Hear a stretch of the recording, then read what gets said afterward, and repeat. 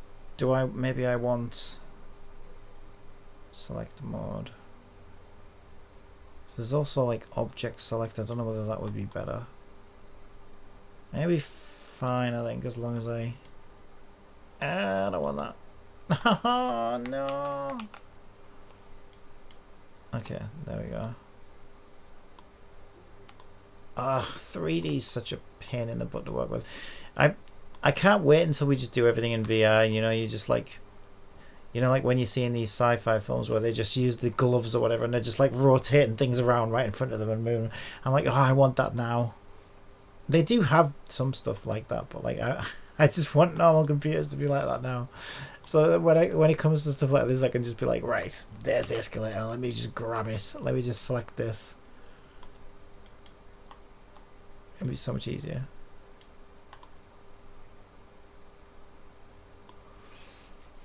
I saw Tecton play it for like 8 hours straight, so it must be crazy. Oh yeah, it was really big, really long. Yeah, because Asmongold, well, I hadn't played it, so I watched Asmongold stream it after my stream the night before this, when I got bamboozled by Monokuma. I watched Asmongold stream Star Rail, and he got actually, it's really weird because he got right up to exactly where I got right up to when I decided to take a break. So he got to the exact same place where I decided to take a break, and he said, oh, I'll be back on tomorrow and I'll you know, I'll do some more then. And then I watched he only played it for like an hour, and I'd caught up a bit more with it halfway through yesterday. And he said, he was asking, okay, how will I be able to do this in this stream? How long is it? And someone was saying, oh, I'll be about 8 hours, and he was like, 8 fucking hours, and I was like, whoa, 8 hours. He said, oh, well, in that case, I'll save it for a different day, because I'd rather just do it in one sitting kind of thing. But I can't do 8 hours now, so so that was the first I'd heard about how long it was going to be. Is when he was asking his chat how long it was, and they said 8 hours, and he decided to save it for a different. Right, so if I go to split, no, separate, that's it, separate selection. There we go, we got the new selection. Right, let's see if we can figure this out, because I swear what I did last time. Right, there we go. Let's see if I'm going crazy. So this is what I did last time though, right? Yeah, no, there is something weird about this. What am I not understanding? Do you know what I'm... Right, so here's the thing that's confusing me, right? Is when I click... It made a new object 20 and called it 20.001. And to rename objects, I rename this, right?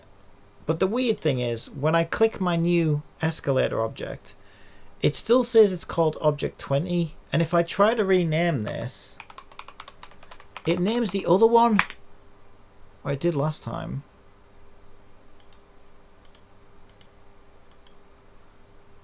Is that not what that does? Right. What the fuck? It's named... That must be... I must be misunderstanding what that is then. It's named something right at the top. What the hell? That doesn't make any sense though, because I have that one selected, or do I not have that one selected? Is that not what that inspector's showing me? I thought this was supposed to show me... That's what it looks like. That's how every other program would work. That's normal. How do I rename this then?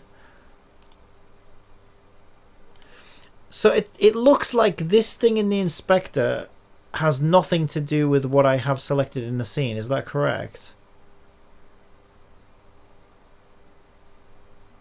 So how do I get this in the inspector? That is so weird. This is why I hate Blender. I really do. It's so unintuitive. Like I just want to rename. I just want to rename that. It doesn't. I suppose it doesn't rename it. I can just rename it in Unity, but I feel like I should learn this. So let me rename that one. Does that name its parent as well?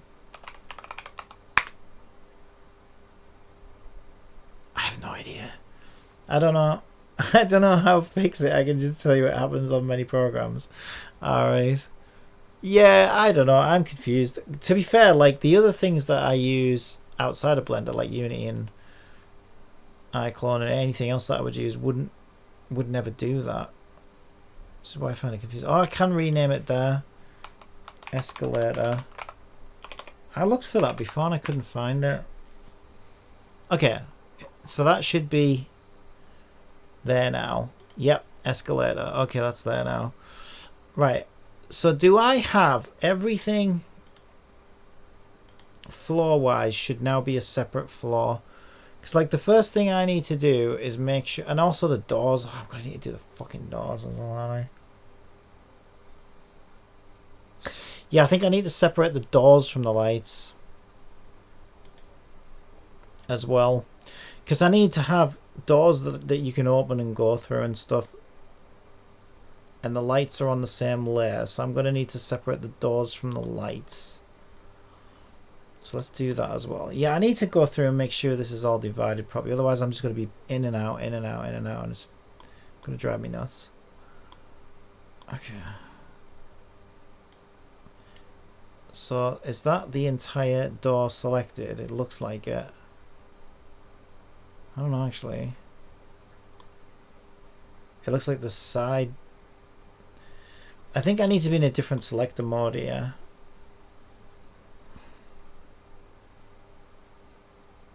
So I can have, this is the other thing I hate about this. I've got vertex select, edge select, and face select. Okay, maybe I need to be in object mode then. Would that be better? Object mode is probably better. No, because objects are these. So if I need to separate... Oh, fuck. So I do need to be in edit mode because objects... The problem is I'm trying to separate these as separate objects. Which is the whole problem. So I can't select them as individual objects because they're not individual objects right now. Okay.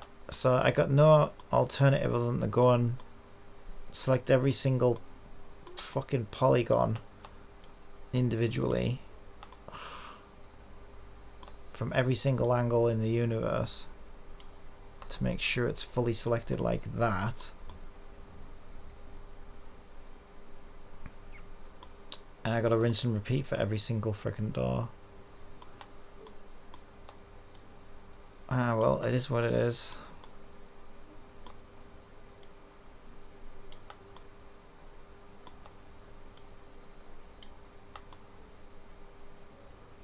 I'm sure, isn't there a select connected or something? Normally you can say, in these things you can normally say like select, you know, all connected faces or whatever. Extends, I don't see anything like that in here. Separate, dissolve faces, delete faces. Edit. Select, there's no select menu, is there? Oh, there is a select menu. Select random, select sharp edges, select similar.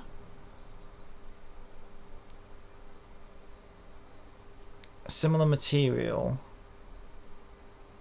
Oh, that's probably not a good idea. That'll probably just select all by trait. Select more or less. Select more. That's so big. Select more.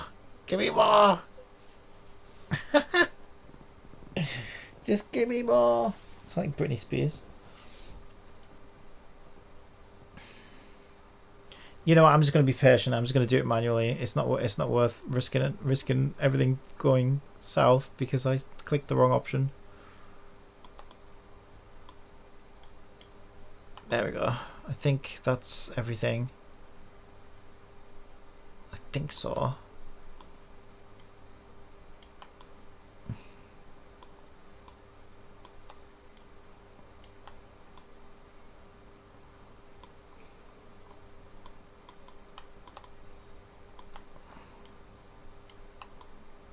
Okay. Door pawn. Welcome to Door Pawn. Today we are going up skirt door mode, so make sure you have your Kazuichi camera ready. Oh, Sonya.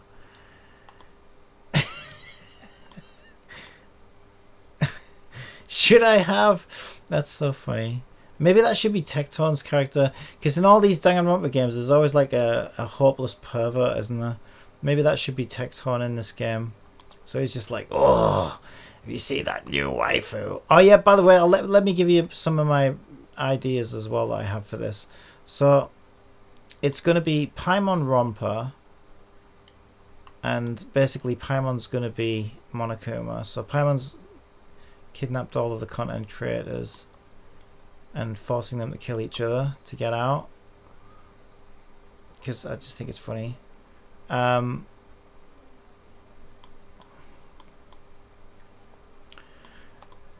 the reason they're there, they've been told they have to beta test their Mihoyo's new game, Funless Phone Former, because I think that's an awesome play on Zen the Sun Zero. Funless Phone Former. Okay, I'm getting back out of bed again. Horny Tecton is too funny to resist. Yeah, I love the idea of Tech, because he's a bit like that anyway, isn't he? He's always like, oh guys, oh god, fuck me. He's always, so I think he's gonna be the Kazuichi of the game, definitely.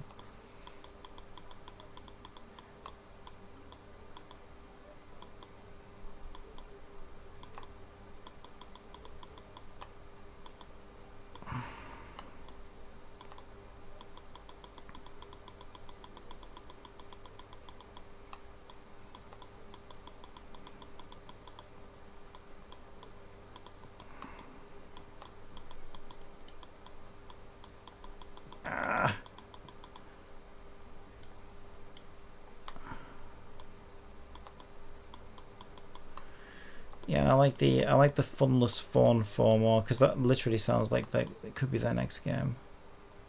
Although it'd be too honest, I suppose, that title.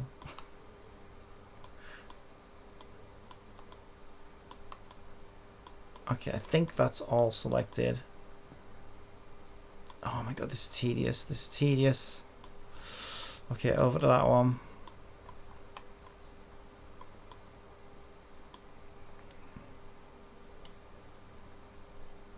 Oh no! Okay, Control and Z. Control and Z. Yeah, I've got to hold down Shift, otherwise I lose it all. There we go.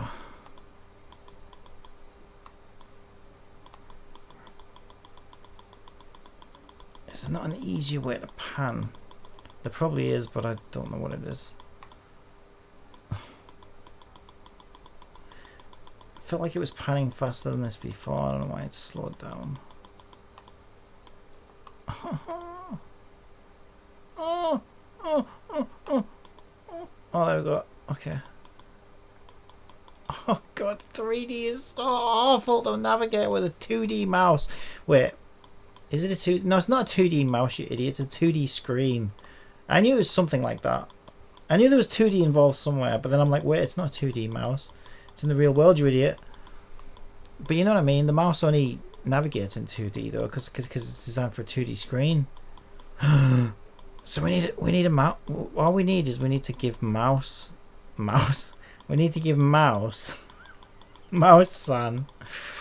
a height detection sensor, and then once Mr. Mouse-san can detect what height he's at. Yeah. So then what you gonna roll it across, you fucking idiot? You're gonna have a hovering mouse mat in midair. Okay, Elon Musk needs to solve this problem. It's too complicated for me.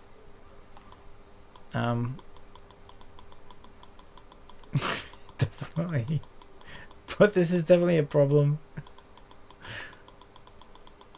that needs to be addressed. Maybe Joe Biden can help us. Dear Joe Biden, I'm not even American, but you have my full support if you release some new technology that allows 3D objects to be selected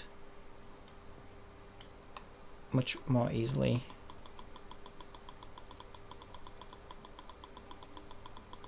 As this is much more pressing than global warming. Sad to say, but Robin helped me learn how to make better sexy character. Oh really? In what way? She's a very nice character. She's a very nice character. I'm skipping though personally because I don't really need a physical. She's supposed to be good with Clara because I think she like buffs follow-up attacks and stuff like that. But I need to go all out for Firefly because I need a fire character anyway, and I prefer Firefly as a character. Although I will say, I saw a video the other day of Firefly's voice actress, live on stream with Boot Hill's voice actor. I'm pressing all the wrong buttons. And oh my god, I don't want to sound mean, but she was telling like a life story, and it was like, you know when you hear, you know when someone's talking and you're like, oh wow, it's like basically every single issue that you have is like, it's like you're listing off a CV of achievements or something. It's like, well, I have this thing wrong with me and that thing wrong with me, and then I had a nervous breakdown here and this, that, then, and I'm like, oh my god, this is depressing me, girl. Yeah, it was a bit like that. I was like, holy shit.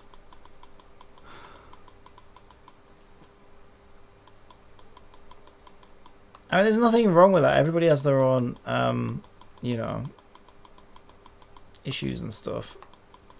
But I don't know. I do think that, imagine how many, like, teen girls are depressed enough as it is, thanks to fucking Instagram and everything else, and fucking suicide and all the rest of it is like through the fucking roof. And then I just think some poor teen girl who's like looking up to you, who wants to be a voice actor, and you're there reeling off how bad life is and how many nervous breakdowns you have on a daily basis. I don't know, I just think, you know, maybe we can be a bit more hopeful and positive for the young people looking up to you. Would be nice. Let's have a look. Robin is untalented, unattractive, mindful, and ungay.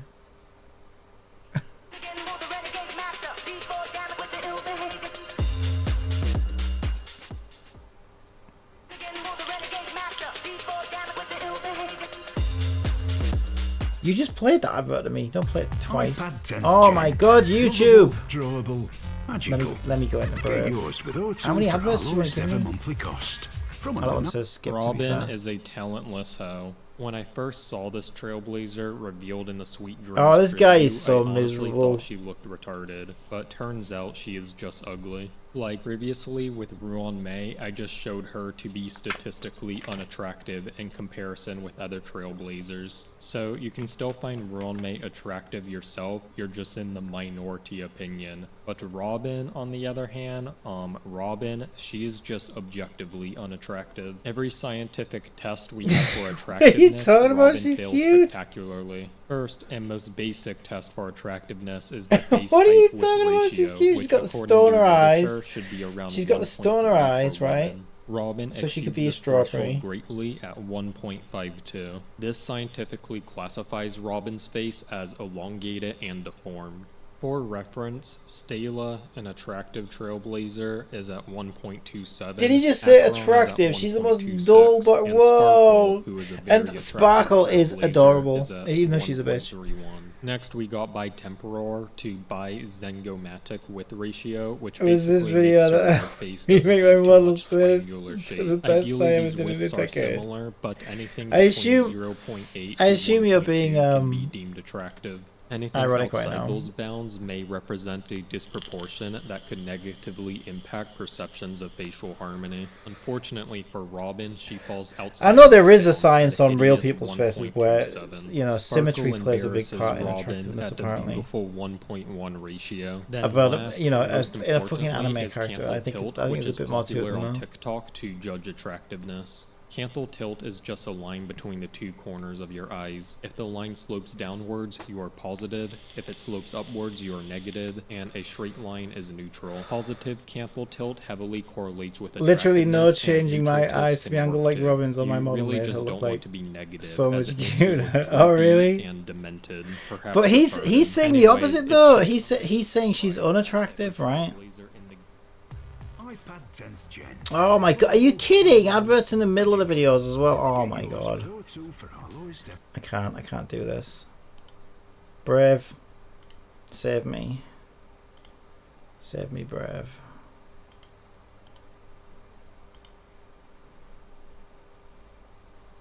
Robin is a talentless hoe. When I first saw this trailblazer Where was revealed I in up the to? Sweet Dreams preview, I honestly thought she looked Do I need to watch the rest retarded, of this? but I think she's cute. after ult, I thought it was kinda cute. Second time, I was like, okay, this is getting kind of annoying. How do I disable this? And by the third time, I wanted to put my testicles in Robin's mouth. But ironically, What? that wouldn't even work because turns out Robin can't even sing. She has no talent. Basically, Robin's songs are produced by the power of harmony resonance. Think of it akin to using AI for music, or AI for art in general. Artists rightfully point out how AI Jesus users are no Christ. true artists, and that applies to Robin too. And as a gay pop aficionado, I can safely say that Robin is no Taylor Swift, she is no Carly Rae Jepsen, and she is definitely no Phoebe Bridgers. And I just find it to be absolutely disgusting that this narcissistic, no-talent hoe takes every opportunity she can get to subjugate everyone to her AI-produced music. As a great NYU film school Yeah, I'm not a graduate fan of once it, to be honest. said, an artist You know what? respects I'm the gonna- silence that serves the foundation. Probably an unpopular opinion, but you know the songs that they did for Fenrir in Tower of Fantasy? I thought they were so much better than Robin's song. That's Chocolate, You Are My Chocolate. I thought that was, I genuinely thought that was so much better. All the music they did for Fenrir for Tower of Fantasy is so much better than this Robin thing. It's just so generic sounding to me. I don't think it sounds catchy even. Yeah, I don't even think it really sounds catchy. It just sounds so generic to me.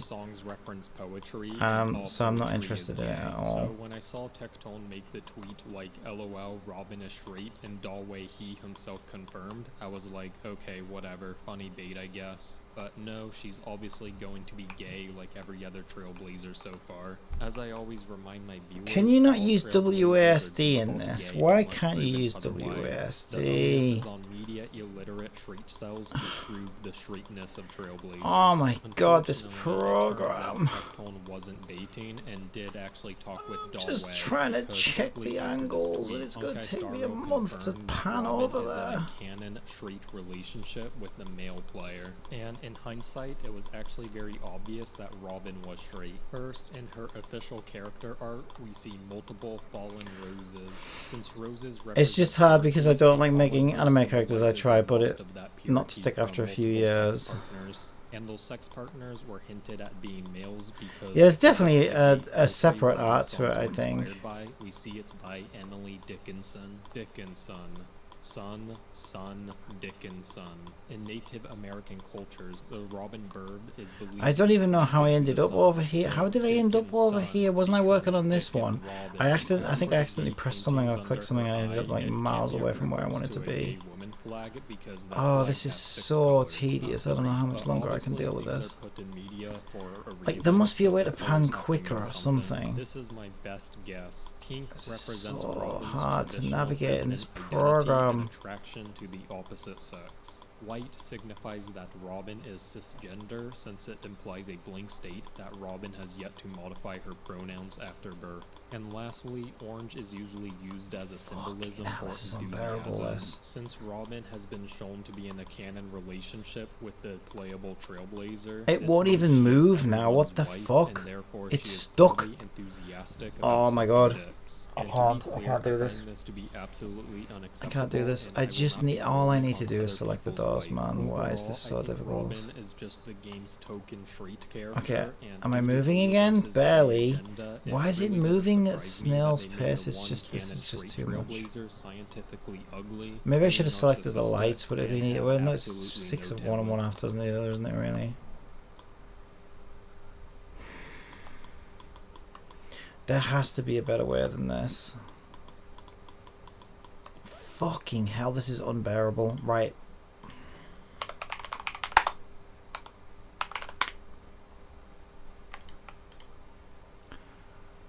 Alt middle mouse will make it. Clicking on a point with Alt middle mouse button will make it a point of interest. A point of interest. What does that do? I can't even fucking move now with middle mouse. It's literally not moving anymore. It's stuck. Like it won't even move anymore. I can't even pan. I can't even pan anymore. What the fuck is happening?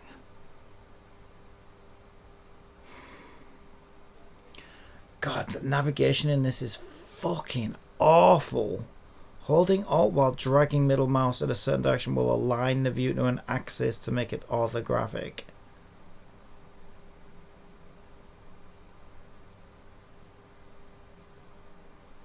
Change viewing angle in discrete steps. Use numpad 8 to 2 to go up, down. That's all. Okay, orbit, roll, pan, pan, pan, pan. Shift middle mouse. That's what I'm doing. Right, control and numpad 2, 4, 6, and 8. Let's try those. 2, 4, 6, and 8. Yeah, it's literally not doing anything. It's literally not doing anything.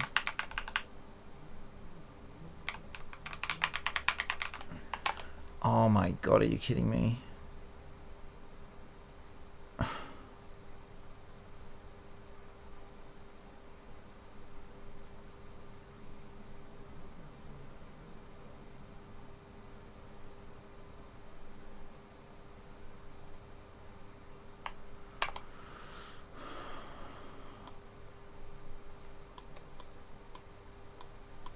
I can't.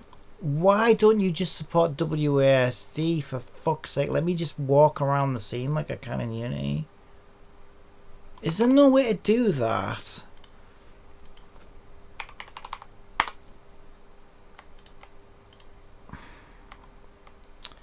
This is so fucking trash.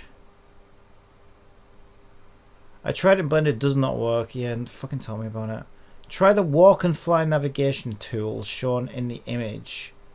Walk in particular allows you to temporarily navigate using WASD. Navigation, walk, navigation. Yes, please. Jesus fucking Christ. Where the hell do I get to that?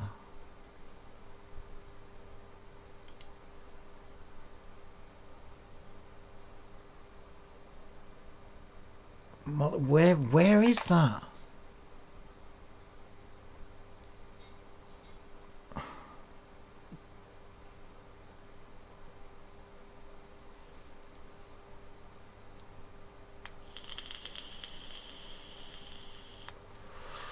View. Yes. Walk navigation. Actively walk around the scene. Wait, what the fuck? What the hell just happened? Help!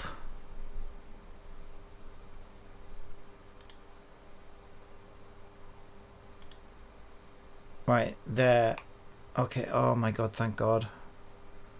I need to go over here somewhere. Right, let's start at this end and then we'll double check everything.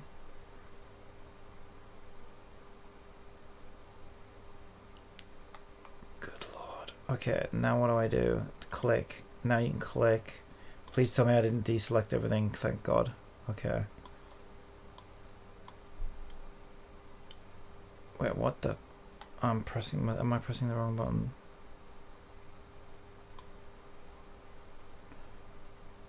shift. I want shift. Yeah, what the hell? Why is it... What the hell? Why is it changed into this weird shape? What the fuck? It was a square. I want it to be a square still. How did... No. No! Select everything again. Do not... Oh my god. Why is it... Why did that change it into a... What? Why is that like that now? What happened to my square selector?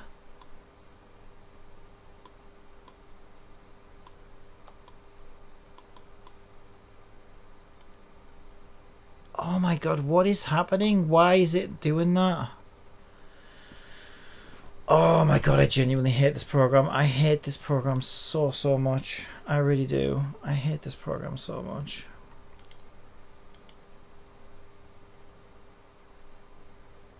Are you fucking kidding me? Why did it select the lights? Okay, Control and Z.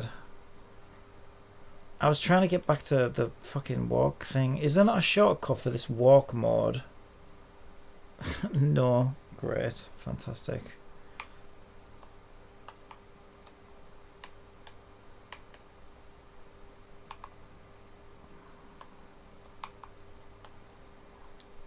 God, I fucking hate Blender. I really do.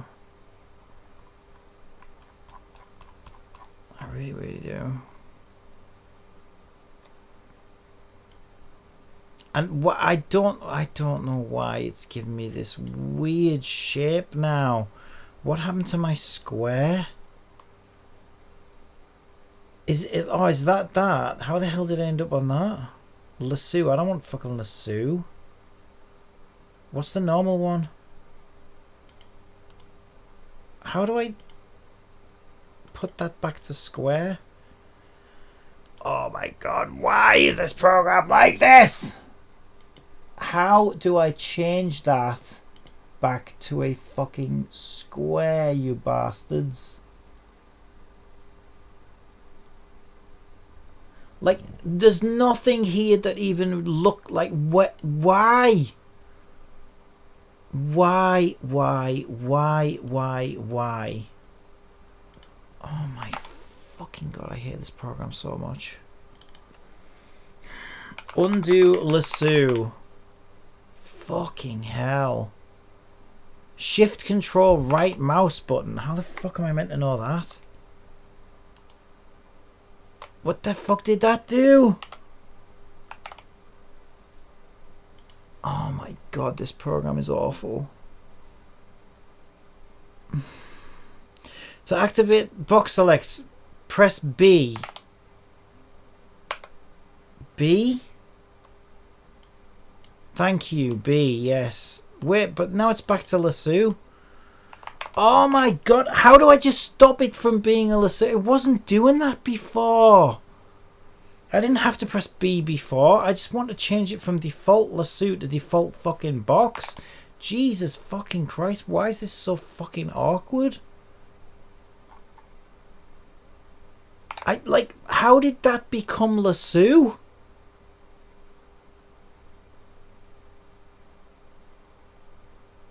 And why aren't there any other buttons for different selection types? I don't understand this fucking awful program. I never have and I never will. Like, oh my god, like, seriously. Shortcut cycle W. Shortcut lift. Shortcut shift spacebar L.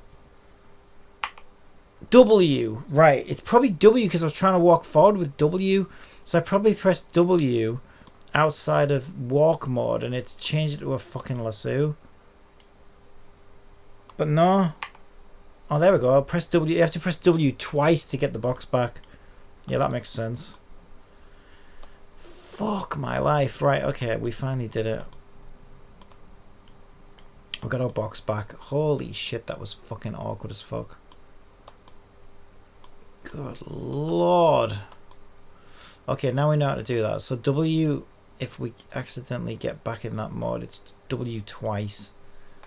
Puts it back.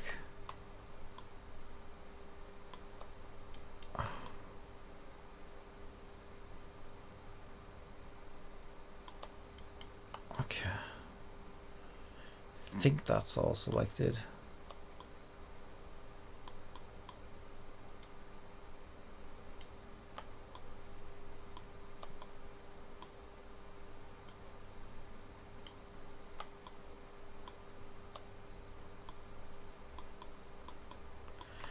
Oh my god, we're back in business now. I can actually fucking rotate around and everything again. It's actually back to working. I don't know what the hell I did to break it. I'm just trying to select stuff. This is why I stick to character modeling and not full screens. Good lord. It's one of those things where if you know, you know. Do you know what I mean? Like once you're used to the shortcuts and everything, it's probably not that bad. But I'm just not used to it. So it's like, oh my god.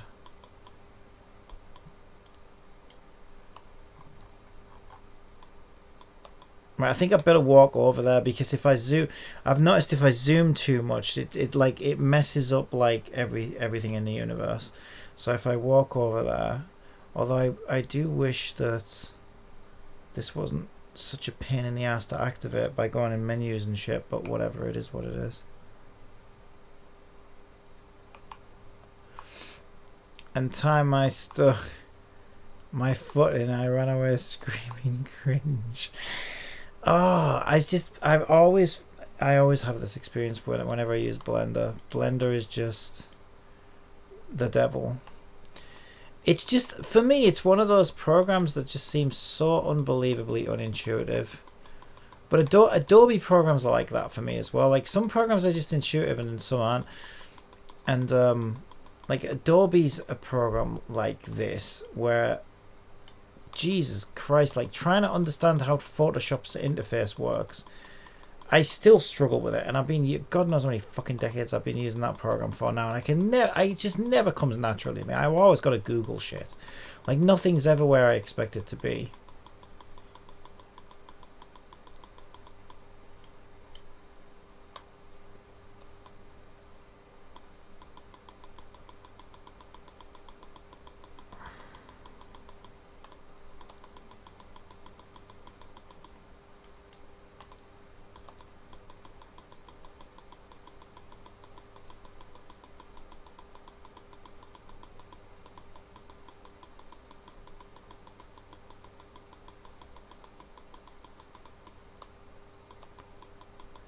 I just want to look underneath it now. Why is this so hard?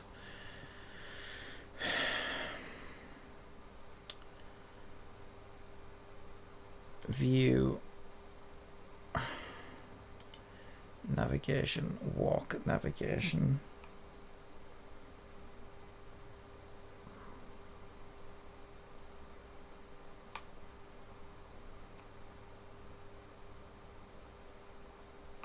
The patience of a fucking saint, and I really don't. I don't have any patience at all. Okay.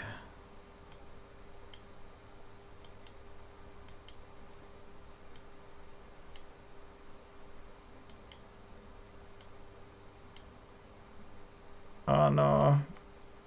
I accidentally selected some of that lamp. I will not do. I mean, I will admit though, it is a hard problem to solve. Like navigating to 3D with a 2D system is a very difficult problem to solve. But then that's another reason why I feel like, well, then we need to have the best. Like we need to try and at least try our best. I think these programs should at least try their best to make it as easy as possible. Even though it's never going to be perfect.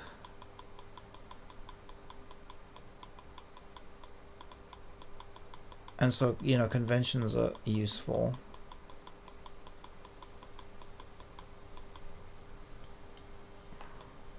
The other problem with Blender is that I think Blender's open source, and then the other issue with open source stuff is everybody has a different way of doing things.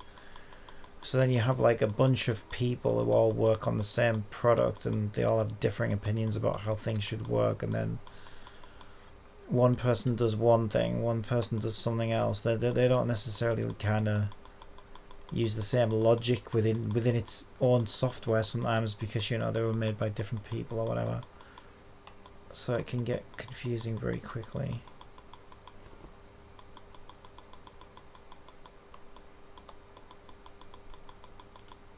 That and any fucking moron can work on it. I mean, I'm not saying that. I do think this program's great, especially for being free and everything, but like, yeah, it's definitely not as intuitive as 3ds Max. But then for some reason it just seems, well, I suppose it is a lot more popular than 3ds Max because 3ds Max is like an expensive piece of software. So more people are using Blender probably because it's free, right? So it's like whenever I wanna like the MMD plugin that I need to use that I was talking about, the reason that supports the Blender and not 3ds Max is because, again, it's hobbyists, it's free software. Like, it makes perfect sense that it would be in this and not in 3ds Max. But my god.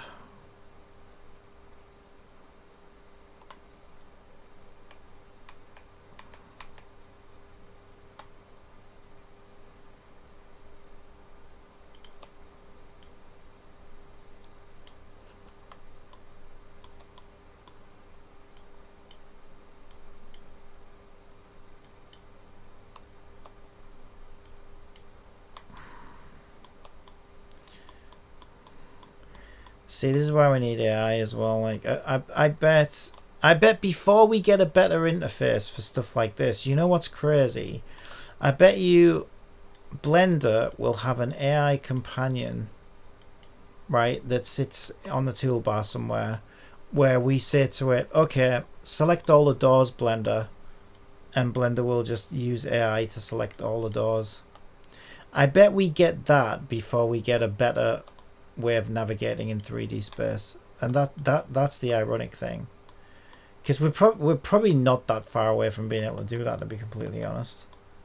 But fucking bring it on, I say. Jesus Christ, if I could have said, cat, select all the doors for me, please. Okay. Fucking hell.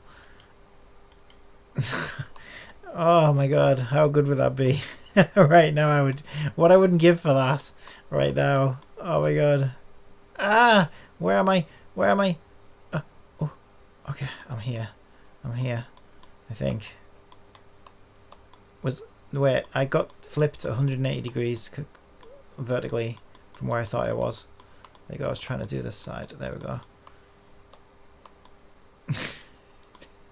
Fucking hell. Oh my god.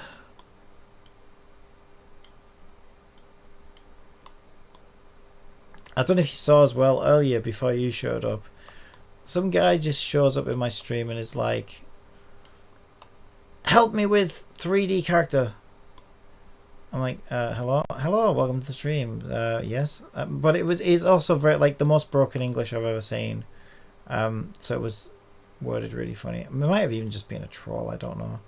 But yeah, I can tell you my experience was like, you know, I'm trying to explain what I'm doing and do the shit that I'm doing, and I'm just getting this sort of like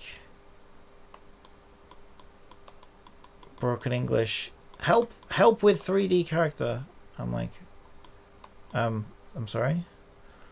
You want me to help you with a 3D character? Well, I don't model. I don't make 3D characters, but I can tell you what I do. And so I showed them the system I use and the DAS thing, and said, you know, this is as much advice as I can give you, because I don't model. But it's like they just wouldn't give up, and they were just like, here's my game idea. Is it good? How do you do it? How do I help me? You refuse to help me, and all this stuff. I don't think anyone would go to software to troll, honestly, when you can go to just chatting and call someone a thoughty horse. Yeah, no, probably. You're probably right.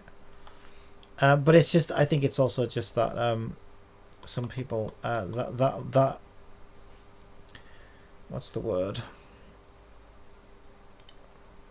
Entitlement thing, you know, where people just feel like, oh, I'm just going to go to this one.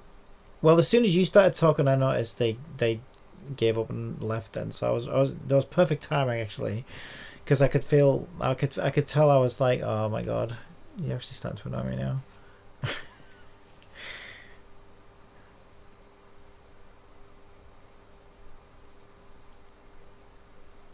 But yeah, I thought it was just kind of weird because they just like they weren't taking no for an answer, and it's like they thought I was gonna like, I don't know, somehow. I mean, what do you expect someone to be able to do for you though? Like, help me make a 3D character kind of thing. Well, like that's something that like even if I was an expert at it, it's like, you know, I would probably be telling you to watch like 6 weeks worth of tutorials to learn how to do it from scratch, because it didn't sound like they were already, well, although they did say that they programmed in C++. I don't know how true that was, and they prefer Unreal and stuff like this, but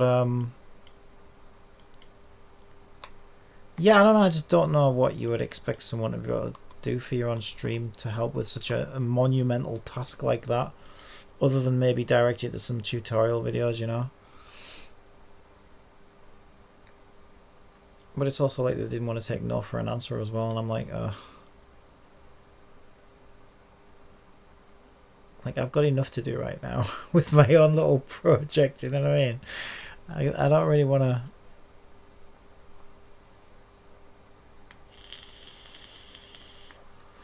have more on my plate.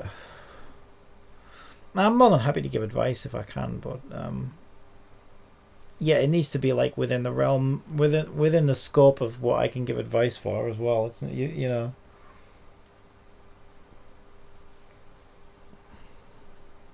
I think a lot of people in this space are excited, amateurs, if that makes sense. Yeah, I think so too.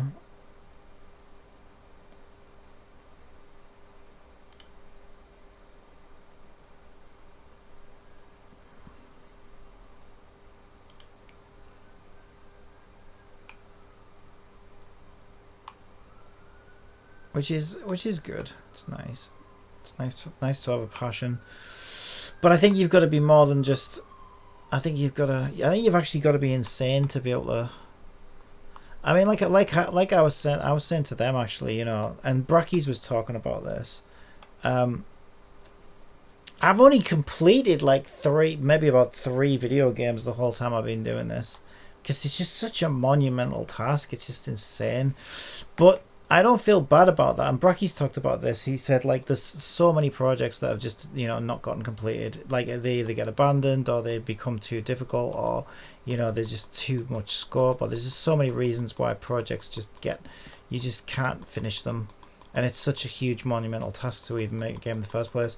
But like Bracky said, and I agree with this, he didn't regret doing any of them, because each time he does it, he's learning so much from the process and he's enjoying the process. And I think that's the key. That's the number one advice I would give to anybody who wants to do anything like this is, okay, dive right into it as deep as you can, and ask yourself, you know, do you enjoy the process? Because if you don't enjoy the process, then you're going to be screwed, I think. And I enjoy the process, but even, like, because you need more than that. You can't just enjoy the process either. You've got to be able to enjoy the process and then also somehow not burn yourself out, which is what I normally do. But you'll burn yourself out much quicker if you don't enjoy the actual process. There's parts of the process that I don't enjoy, like this, right? Like, I'm not enjoying myself right now, I'll be honest. Like, this is really fucking tedious. But it's just a necessary thing that I have to do to get to the next step. I think that is what happens in Steam, for example. Like, someone learns how to make a circle go to a goal, and they slap 10 games on Steam and wonder why it's not the next Undertale or Helldivers. Yeah.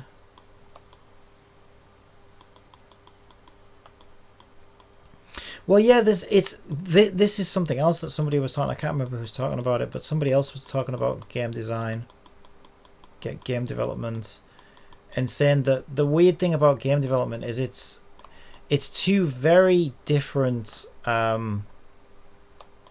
What do you call it? Two very different skill sets that you need to do both. You need to be good at both of them. One is a very creative, artistic skill set, such as, you know, the writing, the game design, a lot of that stuff, character design, level design, anything that's like the design aspect of it, right? And that's a very creative, artistic sort of skill set, discipline. But then there's a huge technical discipline as well that you've got to get, or you've got to understand how to put all of that together. And I think that's, I mean, thankfully I am a bit of both. I always have been quite creative, to be fair. And I don't know about artistic, but I wish I was more artistic, but certainly creative. And I appreciate the artistic side of things, you know. So I think, luckily for me, I am one of these weirdos who does have a bit, like, but it's also like a jack of all trades, you know what I mean? I wouldn't say I was particularly good at either of them.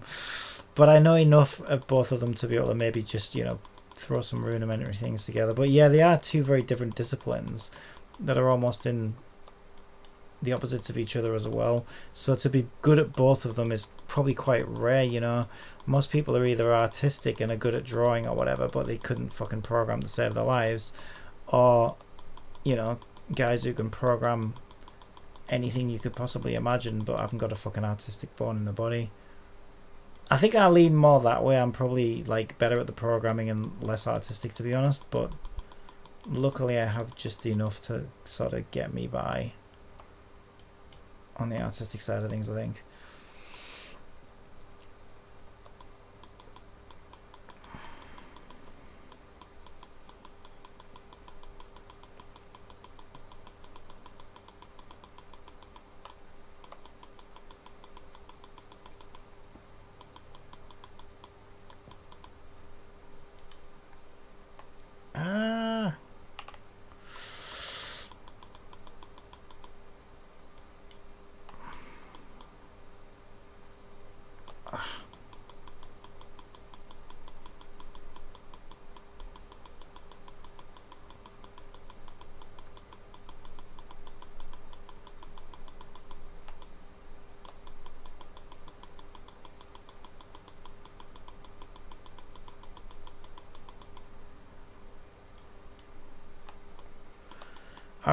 Alright. I don't know how I can... I wonder if there's a way to hide everything I've got selected or something so I can see if I'm missing anything. I'm sure I will be. Well, there's one over there for a start. Oh my god, it's so easy to miss something though, isn't it? Especially doing it this way. I don't even know if I'm doing it the right way. Maybe there would have been a better way to select.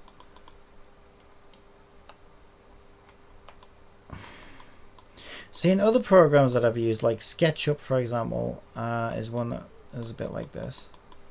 You would have like something like select all connected or something like that, I think they had. And then so you could just click any one of these planes. It's such a nice feature. I don't see anything like that in here though. Maybe I need to have a look at that. You could just select any one of these planes on this door, for example, and then if anything is connected to that plane, it will just select everything connected to it, which is so fucking useful for something like this, because like, yeah, I want the whole fucking thing, you know.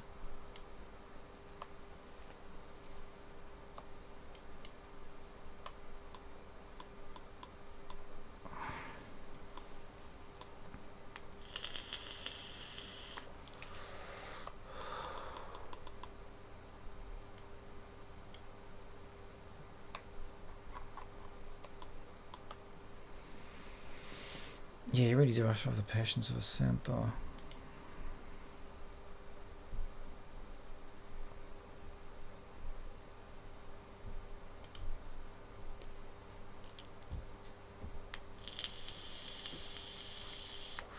I keep forgetting there's a second menu down here.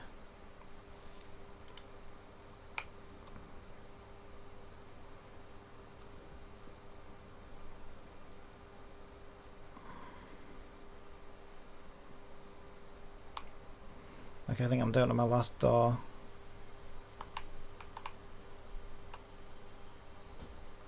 And no, there's a couple over there I've missed. What's ironic about this, actually, now that I think about it, I just realized what I'm really doing though is The ironic thing about this, all I'm really doing, selecting all these doors for, is just so that I can take them out, essentially. So I can put them back in manually and make them interactive. That's probably the most depressing part of this. Is essentially I'm basically just selecting stuff so I can delete it.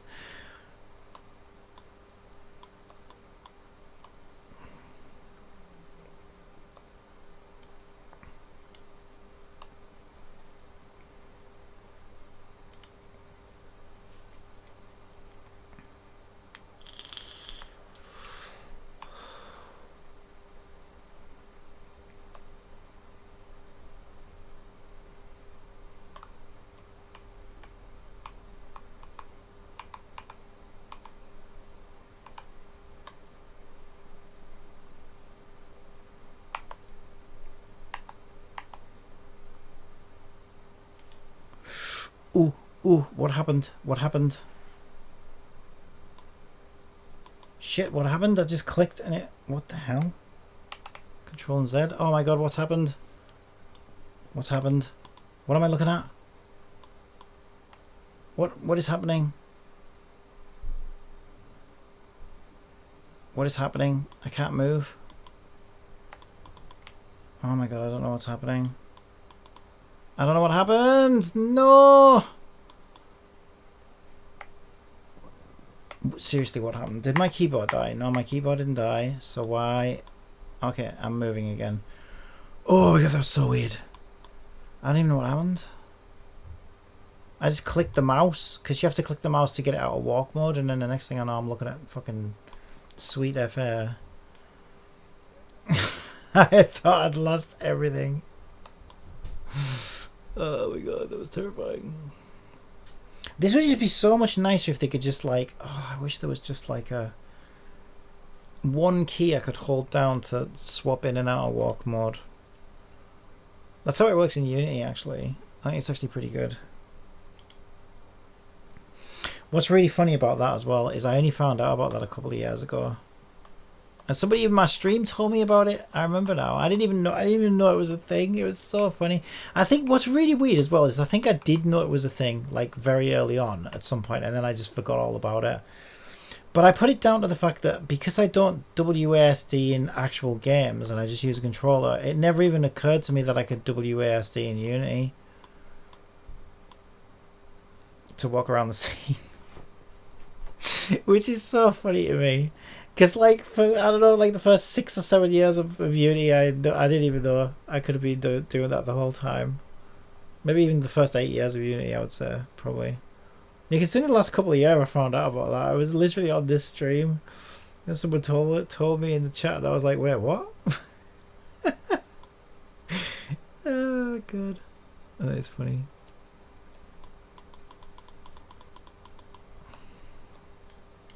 I'm like, oh my god, that's so much easier.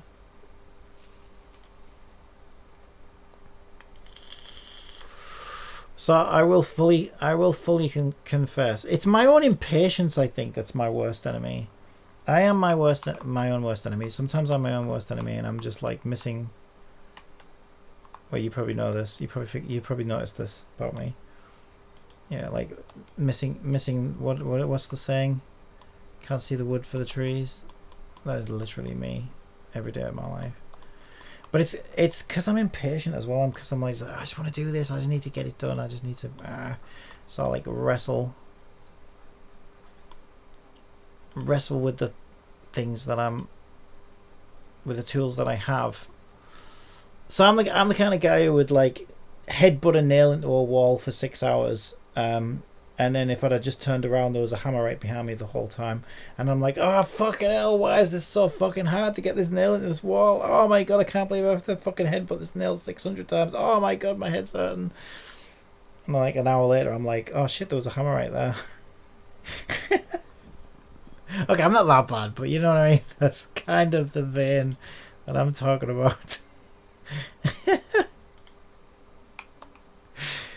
Oh god, and I never learn as well. I'm trying to get better with it. I'm trying to like realize that, look, I can save myself so much time if I just take a bit more time See if there are any better tools to do this with before I dive in head first and hammer this nail into the wall with my forehead. But yeah, that's...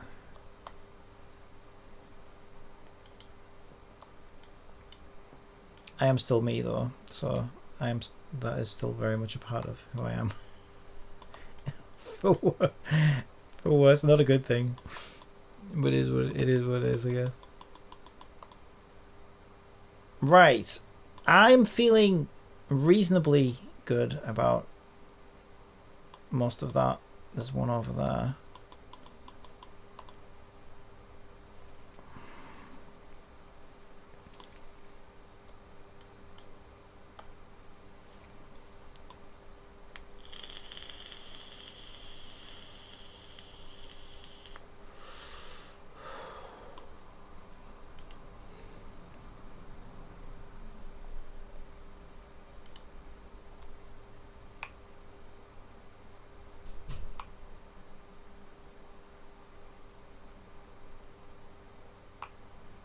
Ooh.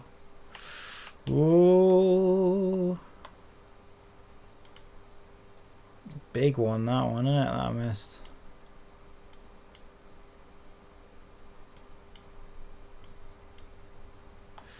Okay.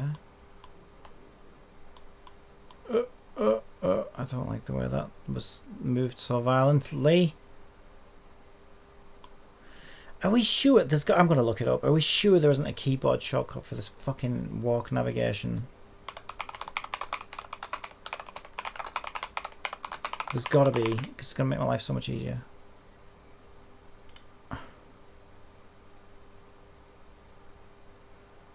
Shift accent grave. What's an accent grave?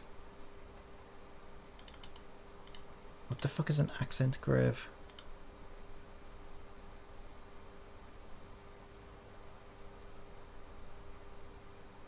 Apostrophe. Oh god, you know what's going to happen. I need to make sure I hit the right key. Because there's two of those. There's an accent grave on the left above tab. And I've never heard it called that in my life. It's a fucking apostrophe, you idiot. No wonder I've never heard of it. Why do you say shift apostrophe? I bet technically one's known as an accent grave and one's known as an apostrophe or some fucking thing. I bet you any money.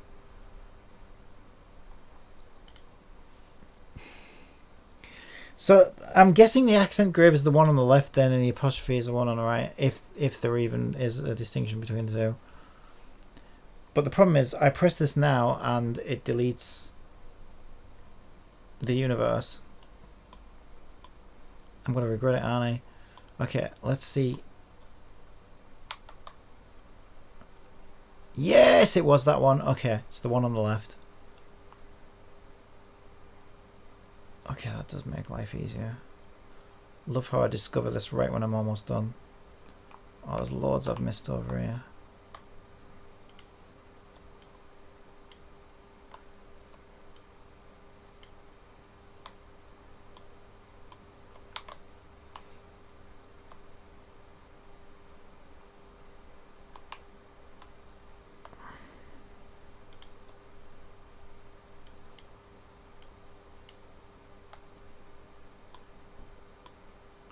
Shift accent grave. Oh my god, that's so much easier.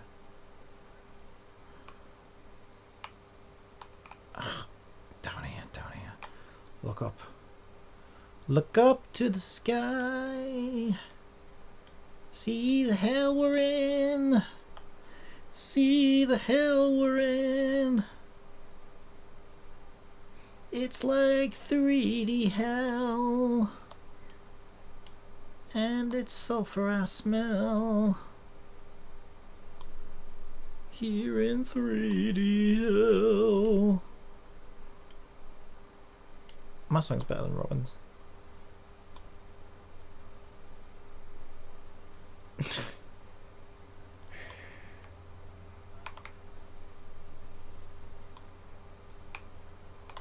Ah! Oh! Oh, shift. I press control. Okay, it's fine. It's fine. I press control instead of shift. Okay, we're climbing up. We're climbing up. Look down. Look down. Look down. Look down.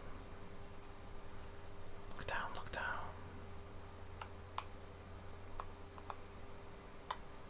Look at all the doors in front of me.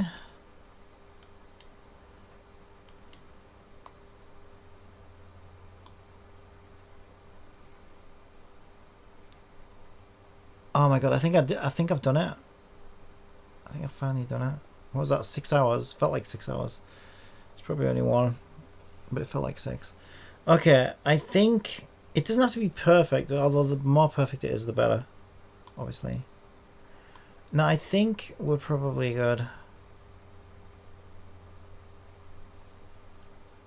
Should I just go ahead and separate it? I think I should. I should have a little walk around first, shouldn't I? Just make sure. Yeah, there's a little bit missing over there. Let's just go for one last little walk around. We'll just have a good little look. Right, what we're going to do is if we're missing...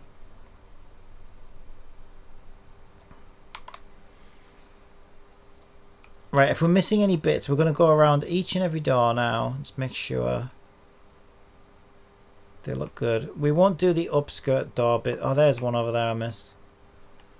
We won't do all the upskirts of the doors just yet. We'll do the upskirts last because they're a pain in the ass to get to. There we go. We'll do the upskirts last.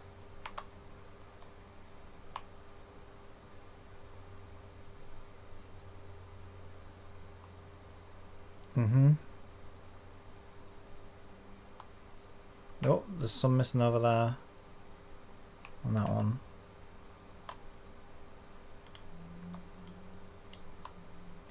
Is this a real door?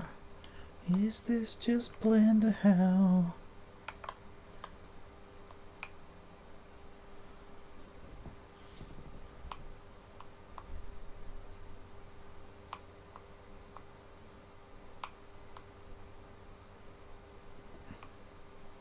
Is that one? Is that one? There's a missing bit there, isn't there? I can see it from here. Oh, you watch it. Oh, you watch it. Oh, you'll be cursing the house down. You'll be cursing the house down, lad, if you miss that one once you get into Unity. You'll be effing and blinding like an Irishman.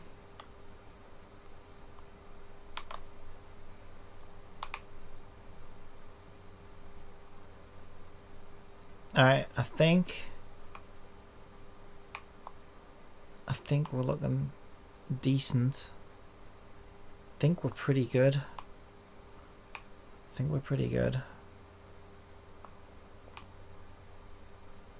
Oh, there's a bit there. Well, there's a bit over there as well.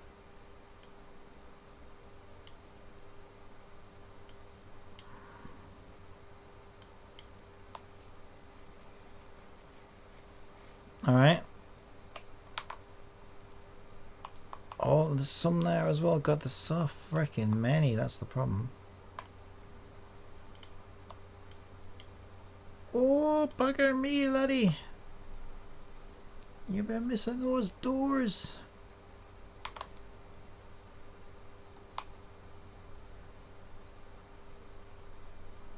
More than your life's worth, laddie.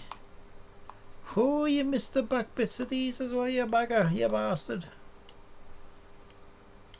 Oh, you careless bastard. Alright, I think I'm going down. Oh, no, not yet, I'm not. Right, I think I'm going down now. Check the undersides.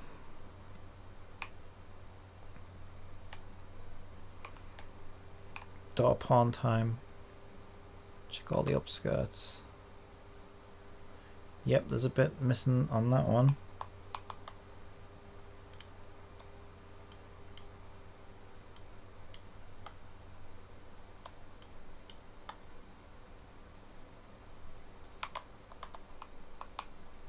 Bloody hell, laddie. You missed half the fucking door on this one. You blind bastard. You blind bastard.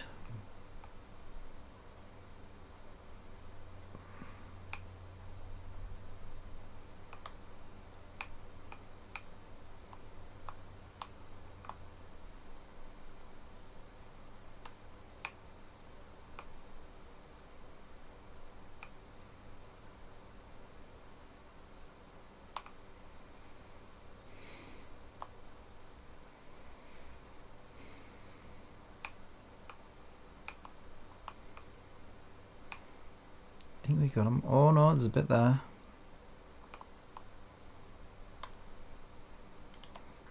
Oh, there's quite a bit there. Oh, yeah, bugger.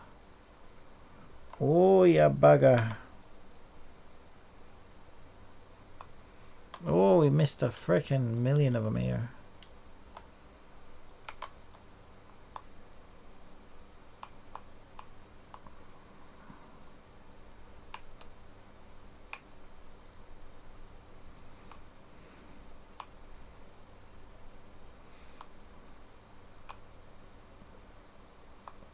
Yeah, someone's probably watching this video now in the future on YouTube or something and going, oh my god, what a freaking idiot. All you do is press Tab and G, you know, or some fucking keyboard shortcut that I don't know about. And he could have selected them all in one fucking click, the dickhead. Probably. But if you don't know, you don't know.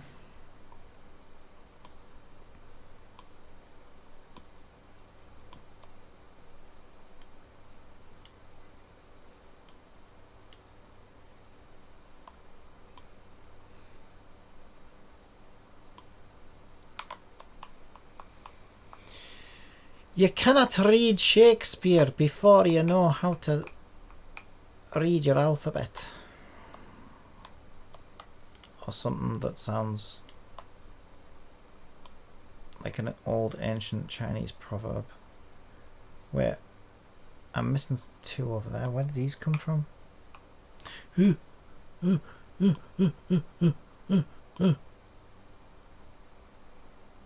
What happened? What happened? What happened?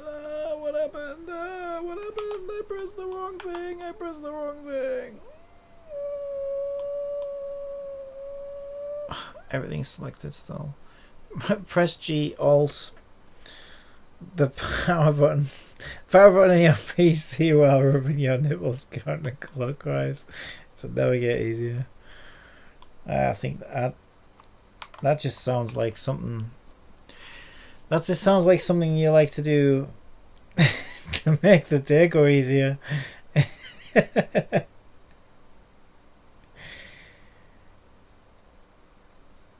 It won't navigate you in 3D space any easier, but it'll put a smile on your face. Oh, can we get over here any quicker?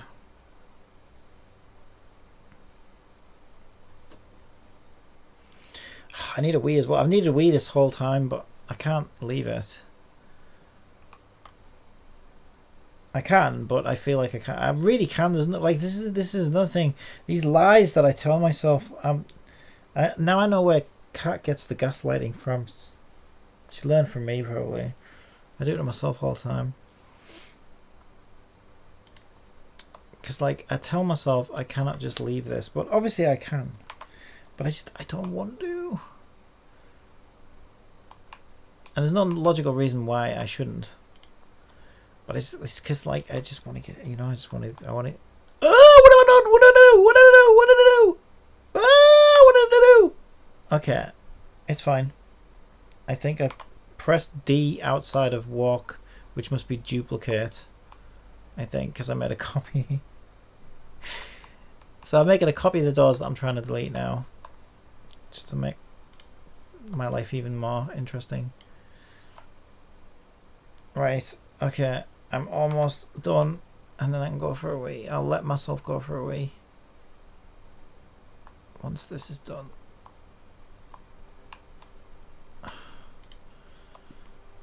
it'll feel like a reward. Jesus, I thought fucking Genshin rewards were bad. Jesus Christ, the rewards I give myself. You can go for the piss, lad. Congratulations. Well done on selecting those $600. Your prize, you can go for the piss. Jesus. Don't give Hoyo any fucking ideas. But, oh, really? So all he wants is to be able to go for a piss. We don't even have to give him any primo gems. Ah, okay. I see. Well, we know what he's getting for his next anniversary. Fucking 20-second piss break. Right. Alright, speaking of which, I really do need to do this. But first, let me do the ultimate. I think that's as good as it's going to get.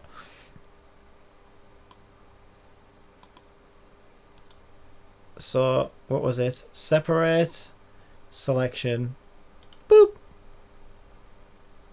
Okay. Where is it? It's that one. Okay, so if we turn that off. Where was it, that one? Oh, you fucker. Why didn't it work? I must have messed it up. How did I mess that up, though? I don't understand. Should I undo it? I mean, if I turn both of them off, yeah, it disappears, which means that I fucked it up. Yeah, can I undo that? Yes, okay. So let's see. What did we miss on here? I don't see how I missed anything. Can you just not do it that way or something? Because as far as I can see, I didn't miss a fucking thing. And I don't think I missed a thing. Except that bit there. And probably a million other things. Because I need a pee. I should just go, shouldn't I? Yeah, okay, I missed the top. I missed the tops of these. There you are.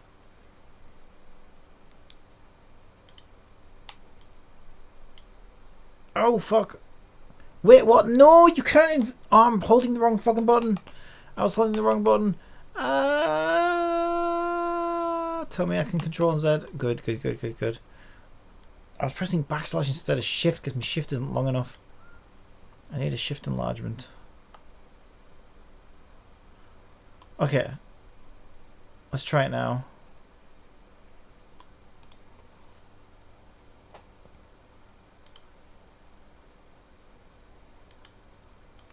Oh my god, why won't anything work? Right, I'm going for a pee. Maybe another 6 days anyway.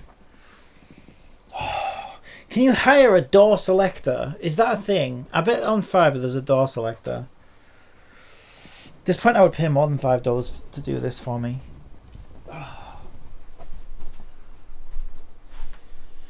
When we hire a door selector.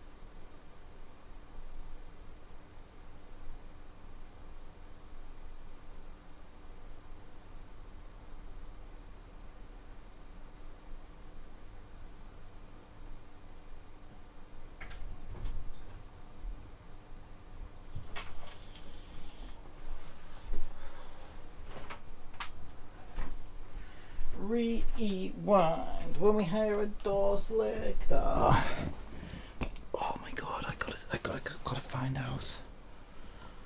I've gotta find out. Blender, select connected. Connected faces.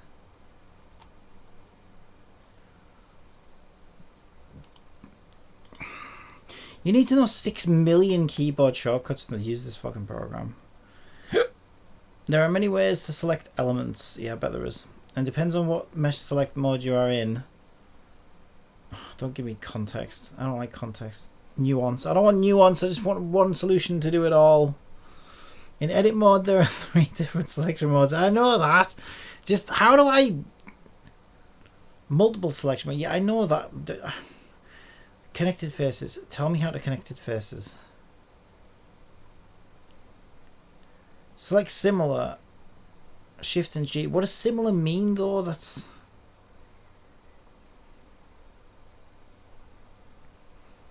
Select all by trait. Selects the non-manifold geometry of a mesh. What the fuck does that mean?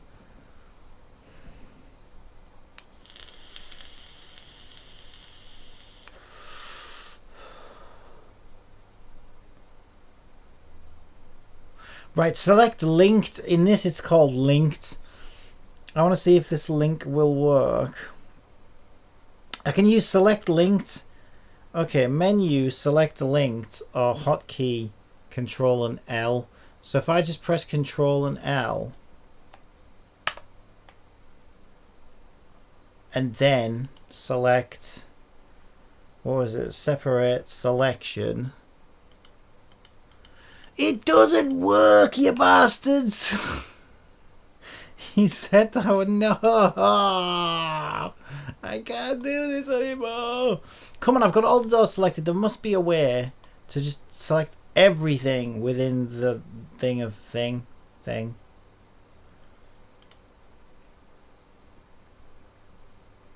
Is that your character?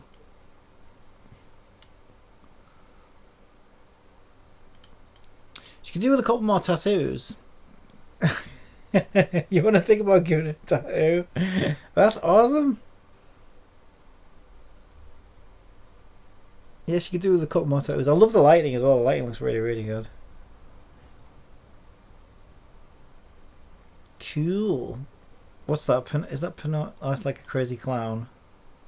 I like that. Did you do the tattoos as well? Oh, it looks really good. This is the best model I can see someone make. Oh, it's not my character, but an example of what we can make on our old ass program. Yeah, that is cool. That.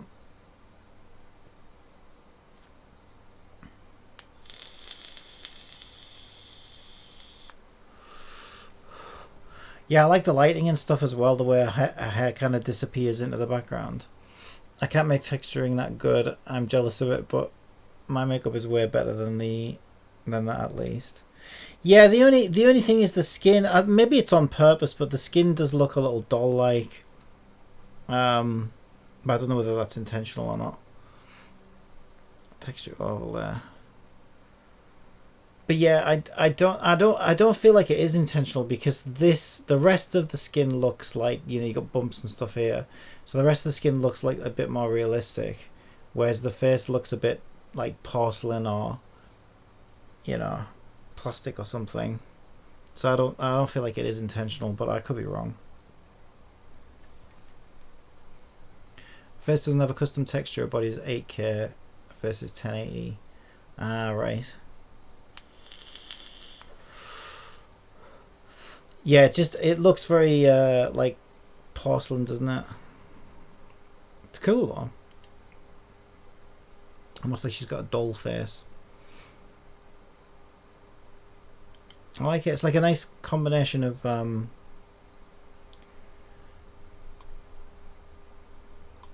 like, I wouldn't say creepy, but like dark and mysterious, but also kind of like nice looking. My type program as a whole has that problem. What program is it?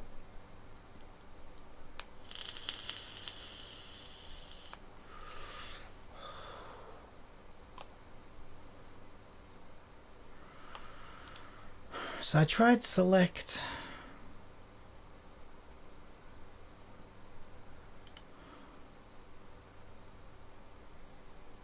What's select similar material, similar face regions, similar perimeter, similar area? I don't know, there's like a million similars here. Similar material, what's that gonna select? Don't tell me it selected all the lights. I'll be so mad. Yeah, that selected all the freaking lights. I thought it would. Okay, how about we look over there so we can see what it's doing. Select similar area. Okay, area did the lights as well. We can't have that. Select similar polygon sides. Nope, that did the freaking lights as well. I didn't think it would. Select similar perimeter. Now that did part of the lights, weirdly. Let's walk over there a little bit closer so we can see a bit better.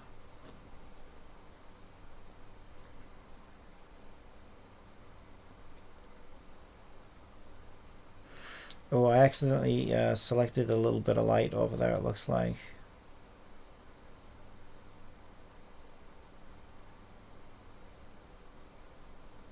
I can see an orange sparkly over there. It shouldn't be there. So I'm going to need to unselect that. Or deselect it, I guess. Doesn't look like... The closer I get to it, though, it doesn't actually look like it is selected. But from a distance, it kind of did. Yeah, no, there's a bit around here that's selected, that's why. Need to How do I unselect? Control. Yeah, control. It's just the hacked bits of some volleyball game from 2014 smoothed together with open program stuff. Alright.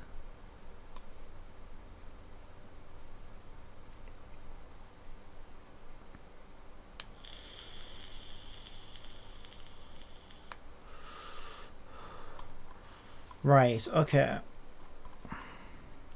Select similar. Normal? Nope. I don't think I can do this. This is so stupid that I can't do this. Coplanar? Nope. How is there not a way to do this? Flat, smooth. Select similar vertices, edges, or faces by property types. Nope. Select similar.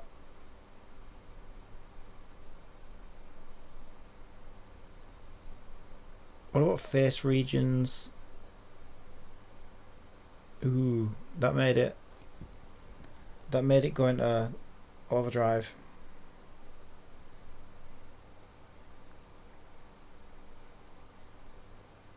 Don't crash. Don't you dare crash. Please don't crash. Please don't crash. Please don't crash. Please don't crash. Please don't crash. Please don't crash. Please don't crash. Please don't crash. Please don't crash. Please don't crash. Please, please, please don't crash. Please, please, please, please, please, please, please don't crash. Oh no. No, no, no, no, no, no, no, no, no, no, no, no, no. I don't care if you select all the wrong stuff, just don't crash. Do not crash.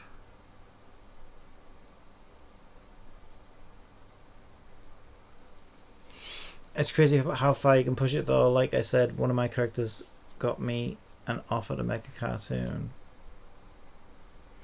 Yeah, that's cool.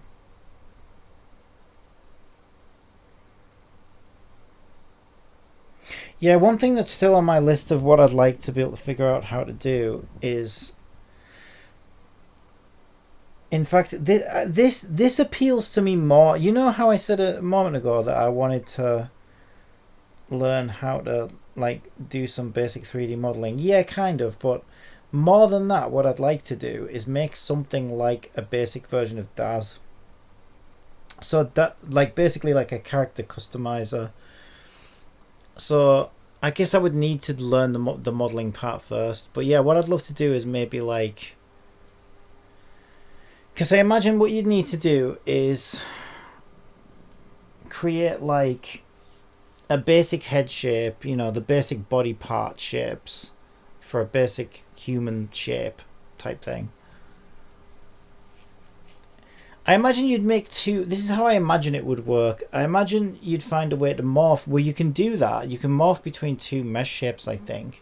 So the way I would probably try to tackle it is make two mesh shapes for like heads, arms, everything else, and then you can slide between those. Essentially what you're sliding between is the morphs between those two meshes, and then you can have your own, like, I could build my own little character customizer system that allows people to make their own characters.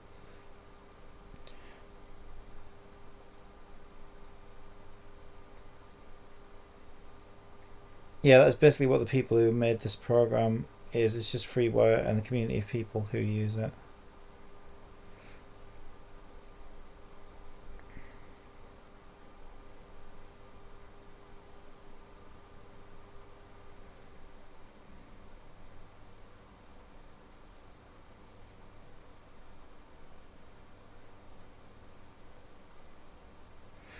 Yeah, something like you know, something like what you get at the start of Tower of Fantasy or something like that, where you can make your own anime character or something like that. That was probably one of the best things. To be fair, that was a really good character customization. This is again how you know that, like, whoever put that game together at the start, I think, was a lot more talented than whoever's running it now. I don't think they have the same staff. Because whoever made that, like, that was fucking amazing. That character customizer was so good. One of the best I've seen, actually. I remember it had a lot of customization in it.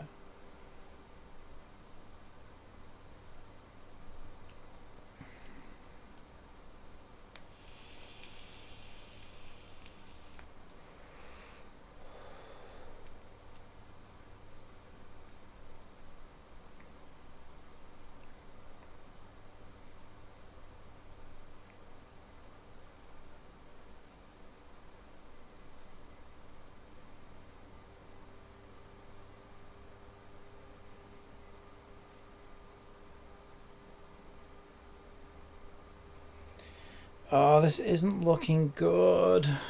I need to go change my vape. The batteries ran out. Oh, I hope this doesn't crash. It's taking a long time, whatever it's doing, but hopefully it's just taking a long time.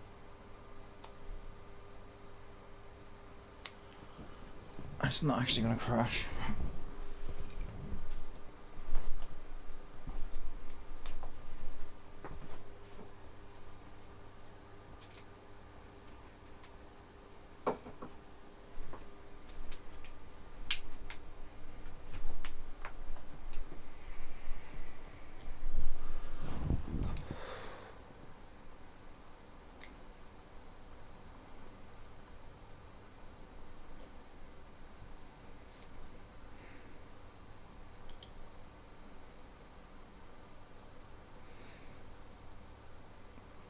Unity's still baking. Jesus Christ.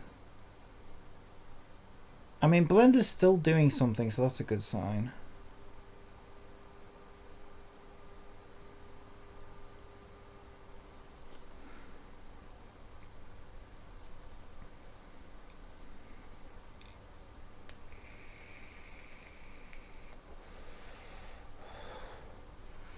Might be a good idea to close Unity for a bit, just to give it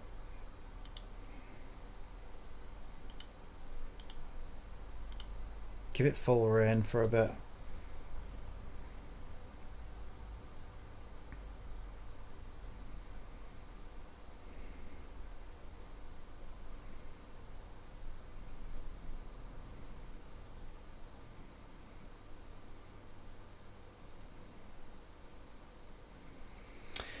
Man, you know, this always happens to me. I'm always like, oh yeah, this will be dead easy. Oh, I've done so much more complicated things than this before. Yeah, I'll knock up a Danganronpa game. I already know how to do most of the things. There's just a few things I need to figure out. And then, like, the project always ends up being like so much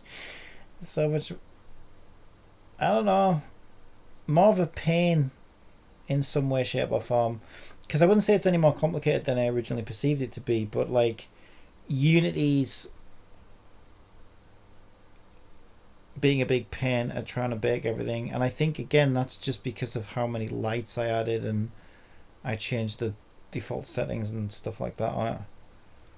That's causing that to like Unity to really struggle to bake everything. And now this model, trying to get these doors selected in Blender's being a giant pain in the ass. More than I thought it would be.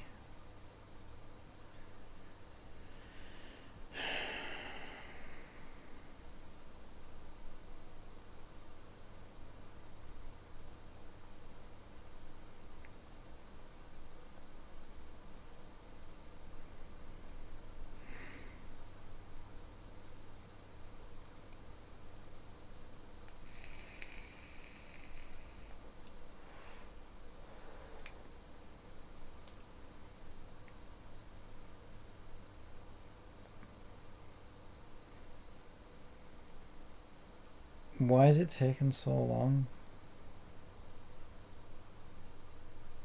Or maybe it's a good sign that it's taken a long time because it's calculating stuff.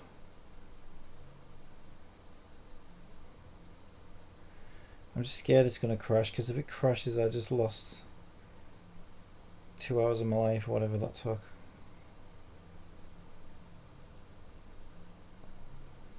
Which isn't great.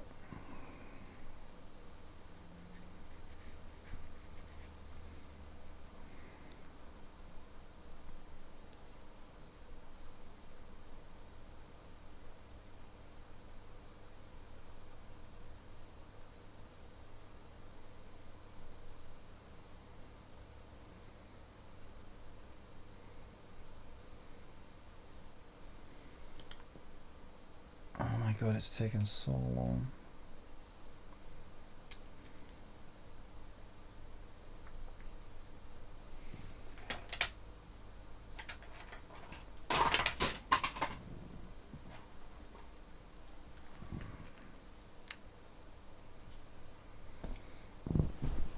What did I drop?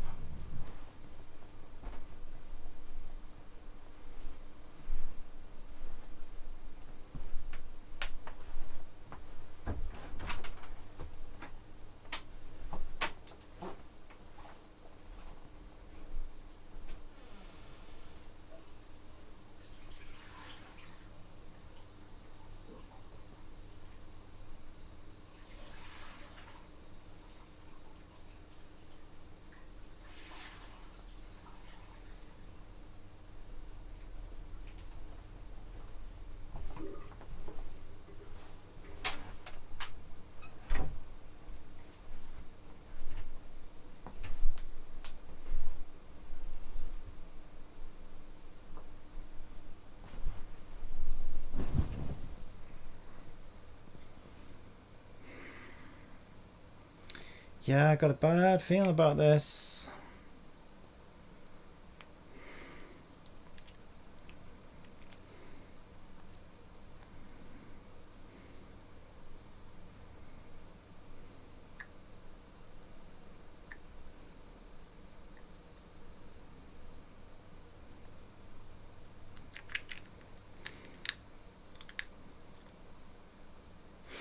Right, time to go to the office. Catch you later. I'll load my actual model later since I know the Discord links work now. Yeah, that worked good actually. Yeah, I look forward to seeing that. Alright, well thank you for stopping by. I will catch you later. Oh! Okay, it didn't crash, that's the good news, but it also didn't do what I wanted it to. But at least it didn't crash. Oh my god. Yeah, I don't know. I do not understand why there isn't a tool to do this. It just seems so stupid.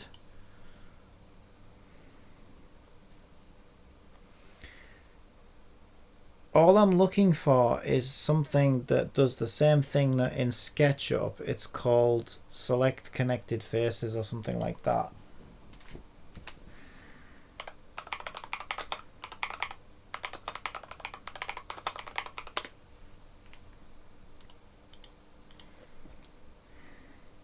But that's basically what this is supposed to do, which is what I already did, and it doesn't work.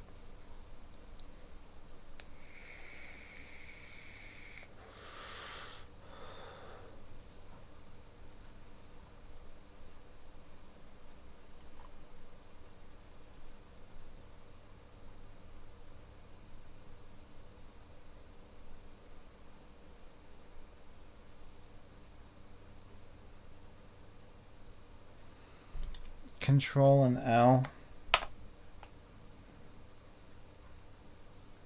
Select linked all. I mean, it looks like it's done it. That's the weirdest part. But then if I separate the selection and then turn the new selection off, the doors are still there. And they're all still together. So it's like it didn't do shit. Oh, wait, that's kind of weird. Okay, what's weird about that is the doors... Okay, that is kind of weird. The doors are on a separate... as a separate object now. But they're also still in the one with the lamps, almost like it copied them instead of... Wait, that's so weird. So what if I just delete that then? Because I do want to delete them anyway, I guess.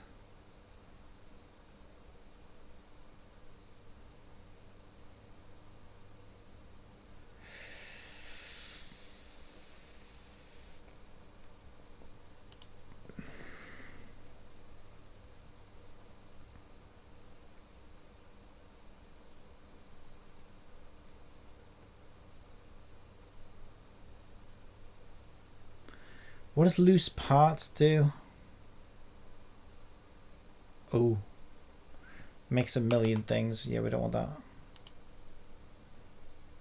By material?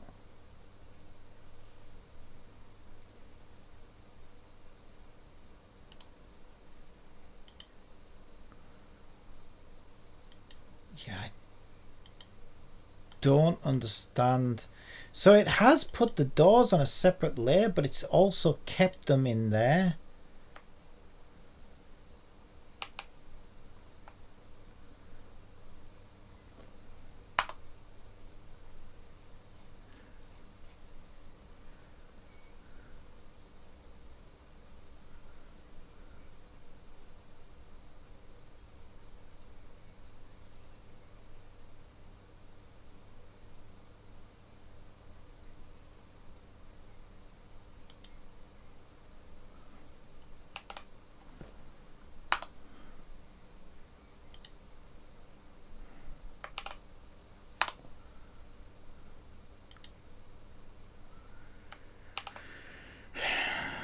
I wish I understood this fucking program.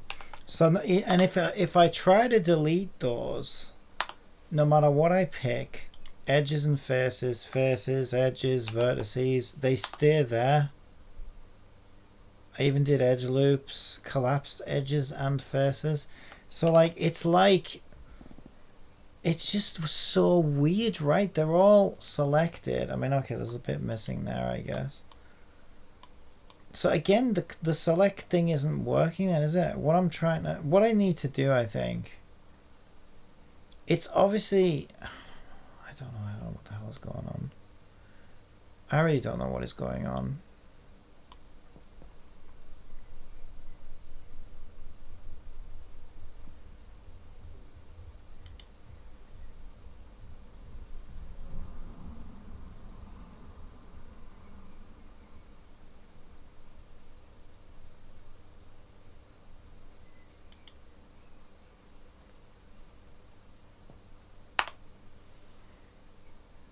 I don't even know which option I'm doing in here either though.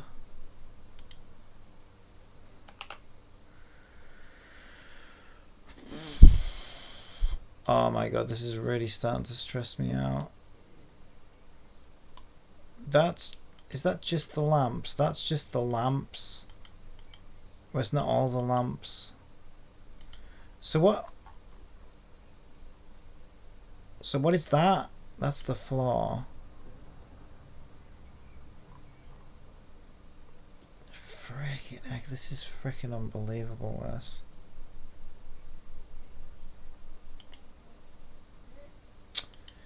This is fucking ridiculous, this.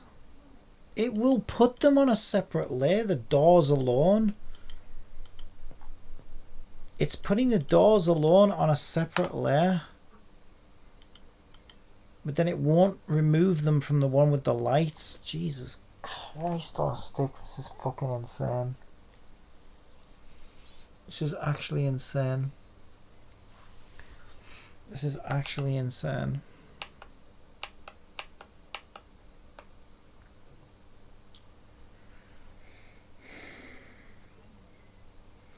This is actually insane. Why is it so hard just to delete these fucking doors?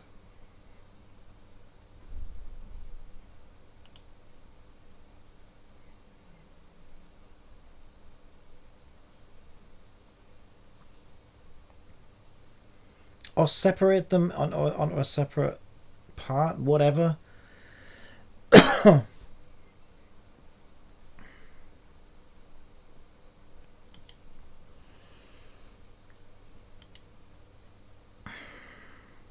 I could try invert selecting. Yeah, so okay, here's the thing, right? So there must be, here's what I think is happening. I think there's more geometry under the top faces. It must be. So I think what's happening is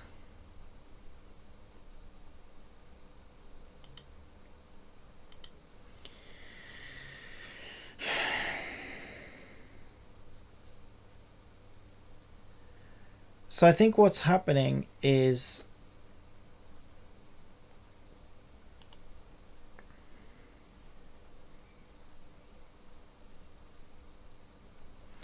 I'm selecting like the top layer, right? So almost like there's a smaller door inside the door that I've selected. That's what it looks like to me.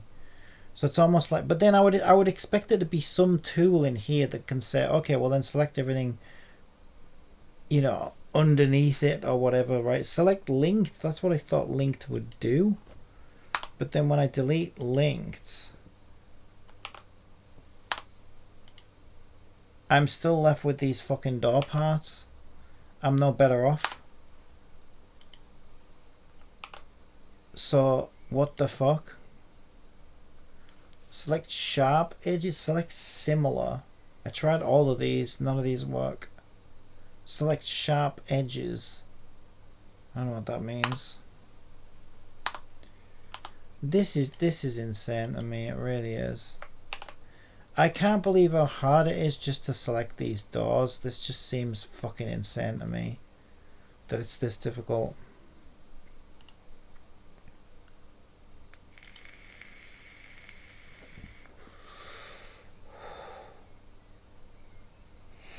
I don't have 3ds Max installed right now, do I?